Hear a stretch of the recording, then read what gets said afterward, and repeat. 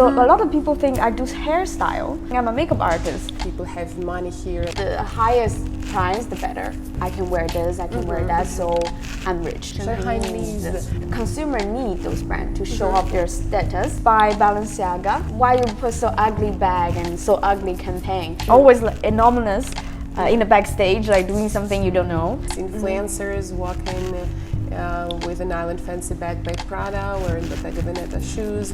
Their buying power. They made like 18 billion just this month just in Shanghai. After COVID-19. Recently we shot Jackson Wang. Oh yeah? Super famous. We laugh, we joke, we sing. What a beautiful day. Hi, this is Who Are They Show, and here we are. Good evening. Silence. Hi, this is Who Are They Interview Show, and here I'm talking to people you don't know about things you know. China is the largest market spending on luxury goods. Luxury consumption here dropped to about $30 billion, although Gucci, Louis Vuitton, Chanel and other brands are 30% more expensive here to buy. Today talking about fashion trends in China and how the market has changed. My guest is Alice Wanderland, fashion stylist. Hello. Hello. You're also a professional lecturer in Istituto Marangoni. Yes. And Makeup Forever Academy. You're pretty busy. Yeah, kind of. I have like a lot of like freelance job in the same time. Yes. So I'm teaching like in the two school, like freelancing in some lectures, and then also I'm a fashion stylist myself.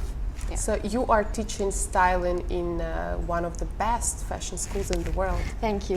In Marangoni. Yeah. How come? You studied in Italy? I studied in Milan for fashion design, and then I come back to Shanghai and then start teaching right away.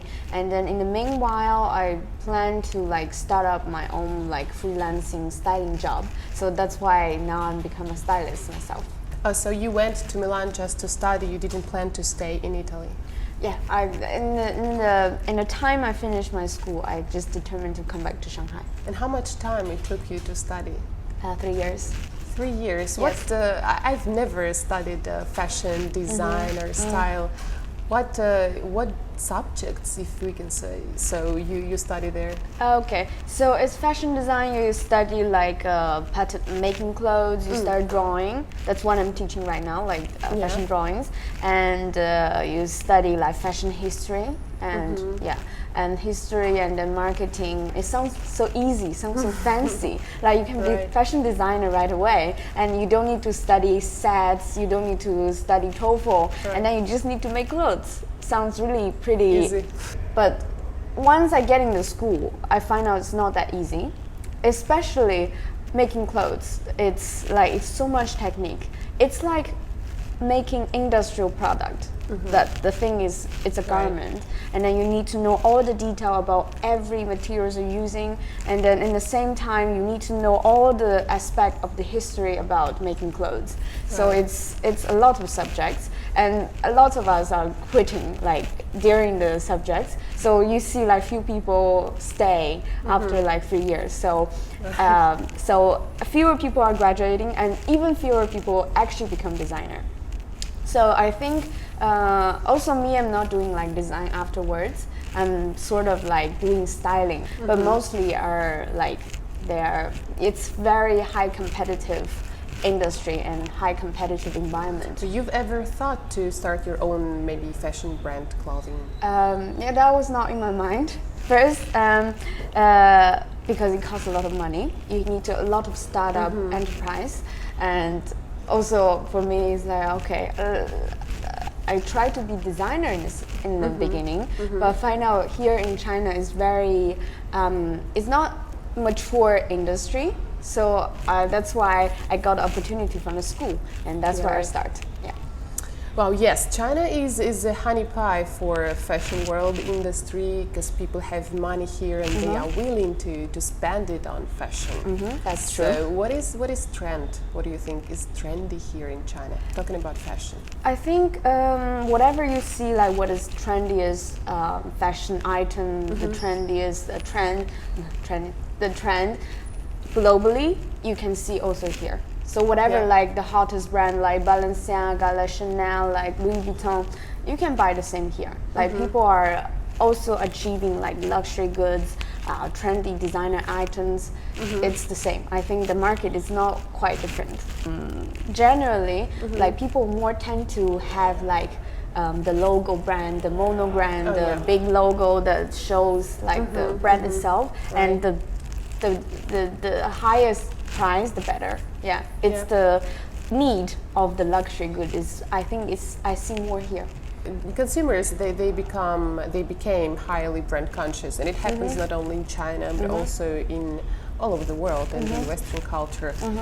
People buy brands to show off, to demonstrate their status. Big names still have the same power in China. Yeah, I think the point you mentioned about showing off, I think in our Chinese culture we have this showing off part because I think also fashion brand consumer need those brands to show off their status, their buying their buying power. So that's why actually we need those logos to show like our status, like I can wear this, I can wear that, so I'm rich. It's been a long time made in China mark has been associated with bad quality or faking clothing brands, but fake market in China is not relevant anymore, right? I think still, because I think the reason is because here we have the biggest factories, the supplier of those brands. So probably most of the brand they make their product here. So the fake market they have like source from those factories. And second is mentioned about the showing off part. Like people just need a brand to show off. So maybe sometimes they don't care about if it's real or not. So some people may need to have those logos. Maybe they're fake. So but they just need to use it as some item to showing off. So that's the reason. But what the situation here right nowadays, I think it's the rise of the local designers. So you see a lot of like Chinese independent designer. They maybe come back overseas, like they have like a strong academic background, and they start up their own brand. And then you see like, for example, Shanghai Fashion Week. It's all those like local Chinese designers. They're actually bringing something our own. So which is like representing China. So it's you can see like still fake market exists, but there are new things rising up. And then also I want to mention about the Celine. So it's been like been the main topic talking about Celine's new menswear collections. They're saying like there's some pictures showing like all the Celine items you can find in Taobao. So it's interesting to see like how like those big brands adapt into the new world right now, which is focused on social media and mass market. Social media is one of the main trendsetters nowadays. Influencers walking with an island fancy bag by Prada or in Bottega Veneta shoes. That is true, that social media really influence us and fashion trends a lot. What do you think is this phenomena and how it works? You already mentioned that it works in China also, but we have different social media in China. This is Douyin, TikTok. So how is it true that some fashion trends coming from TikTok can become like country level fashion trends? We are the most how to say, social media conscious market. Like you realize how powerful those social media influencers can influence the market. So I think I don't know about other countries, but I think China is the most adapting country on that. So that's why I think TikTok and Taobao can have that big power on fashion market. And can you mention any things that are trendy that came from TikTok or from Taobao? For example, I think first is the Celine show. Like it's obvious that the whole show was influenced by the TikTok, and then even they play the music with the TikTok music, and then all the design, all the male model were wearing is like you can see like all the TikTok.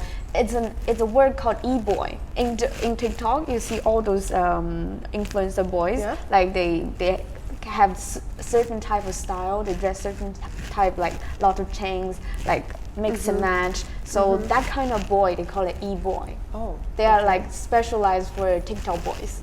Yeah. I can send you later.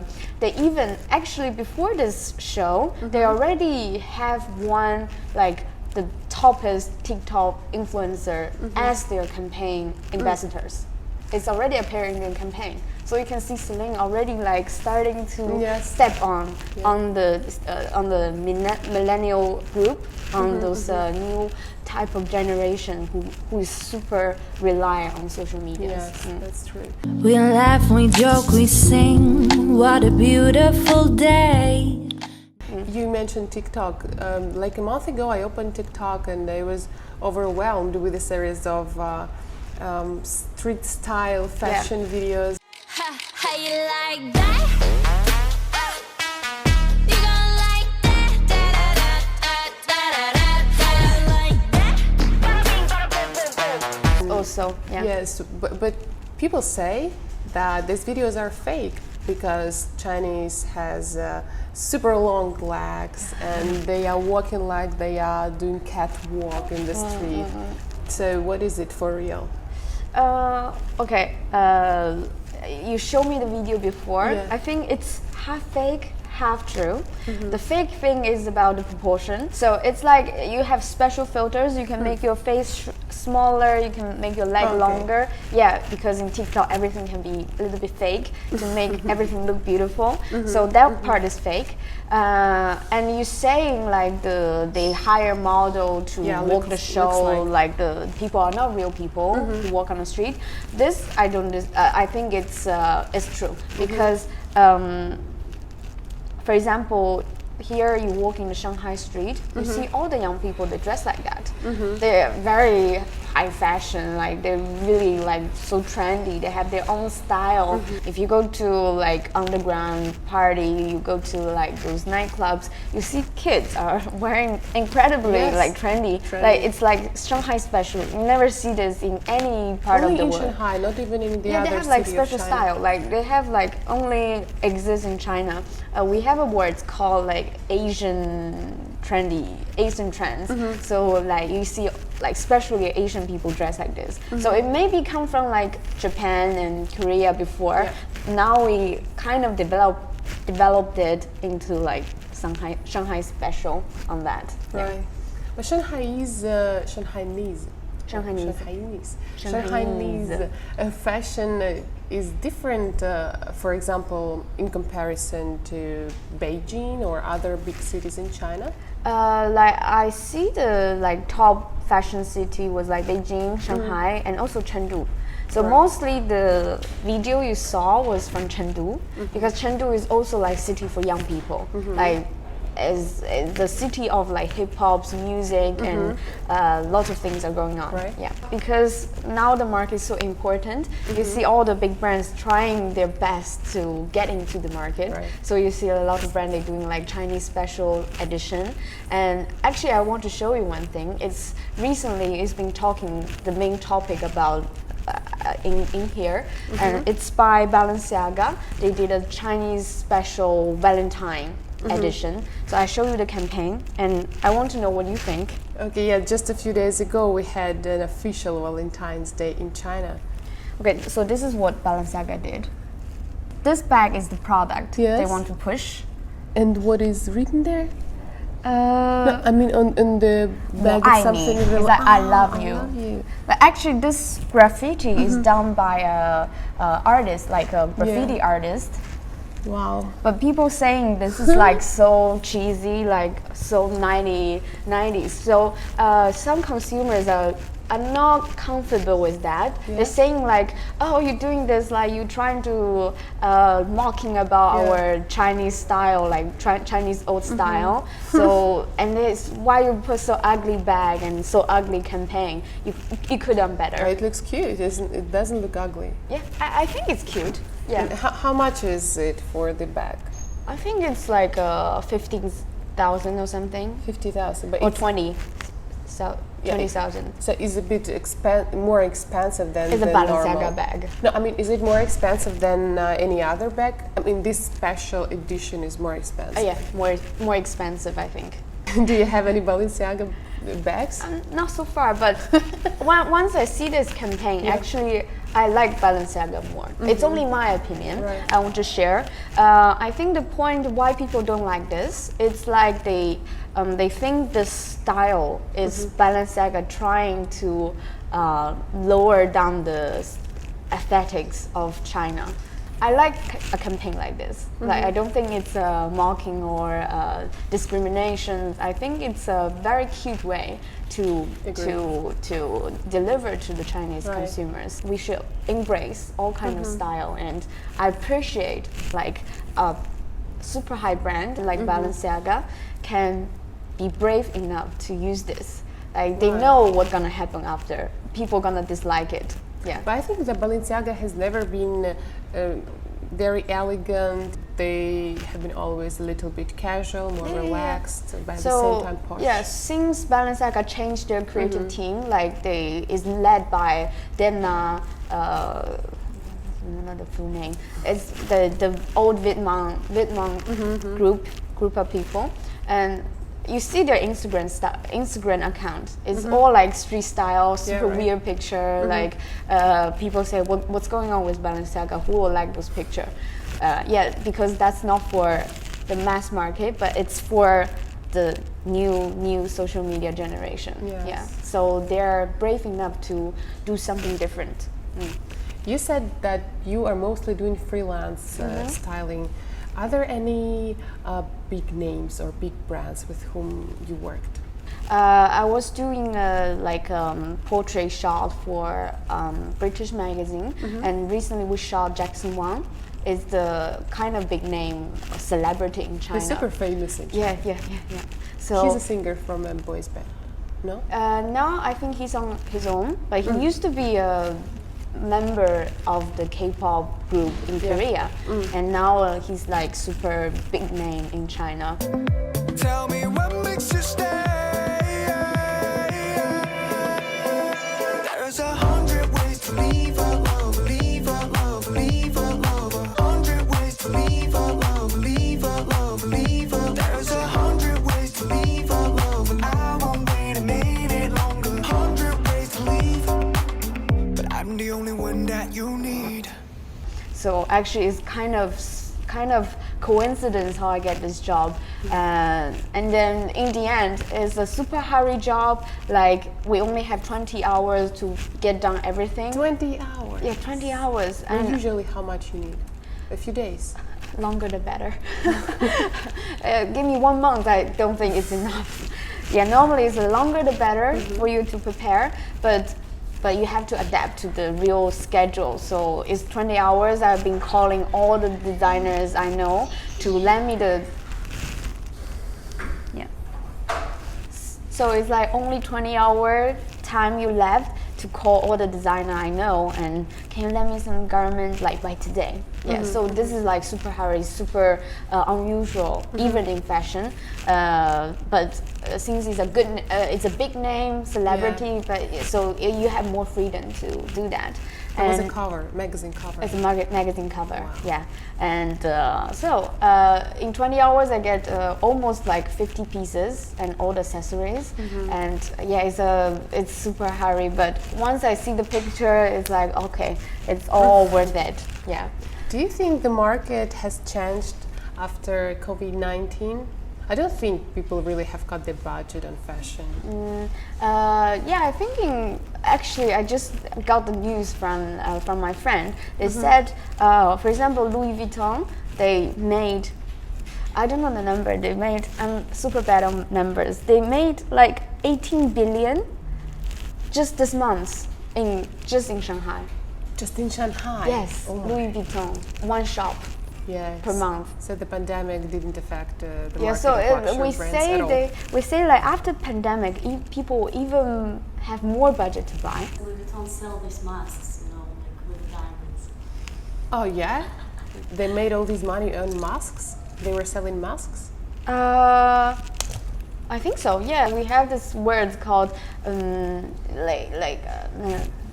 don't know how to say in English, but anyway, it's like after the pandemic, people have like, because they haven't been shopping for like Oh, yeah. a lot of months, so they need to shop more to compensate. Yeah, it's like shopping compensation. So you see those luxury brands, they even actually making even more money after the pandemic. Yeah. But do you think that after the pandemic, the market now is more digital, and maybe for stylists, it also can be a new opportunity to go deeply into digital? Yeah, that's for sure. Like you see, after the pandemic, it's an opportunity for brands to move everything more digitally. And even our school, like this year, normally we do graduation show in Milan, in Paris, in London, also Shanghai Fashion Week. But this time we move all the shows on digital. So instead of doing an actual physical show, we're doing a video showing all the pieces. Right. So we have actually more freedom instead of just walking. We can do some storyline, we can do some editing. Actually, it's more freedom, more space for creatives to express. And I think for stylists, I think one thing you need to be more more flexible. So all the traditional way may be changed. I'm also like opening my digital platform to maybe do some like my own videos talking about fashion. So it's actually more opportunity and So you more flexibility. You also teach styling online? Not online. It's like it's online. Like it's like sharing my opinion on fashion, but in video. You know, in Russia we have one fashion stylist, super famous. His name is Alexander Rogov, and he also has his own YouTube channel where he comments on different fashion shows. So before, stylists is more like only work in the backstage. Like you never see stylists. Like they're always like, anonymous in the backstage, like doing something you don't know, and so people don't know. Oh, what stylists do? So a lot of people think I do hairstyle. Or a lot of people think I'm a makeup artist. So people actually don't know what stylist is actually doing. Like it's kind of very quiet job. So as you mentioned, now stylists can also be in front of camera to sharing opinion, to sharing experience. So I think that's the opportunity of stylists right now. Yeah, right. You know, that's it. Okay. Yeah, I think that the more I'm in China, the more my own fashion standards have been changing. I think that for sure China's trends is a big inspiration for many style seekers all over the world. Thank you that you are here. Okay. Yeah. Thank you for inviting me for the show. That's it. That's it. We laugh, we joke, we sing. What a beautiful day.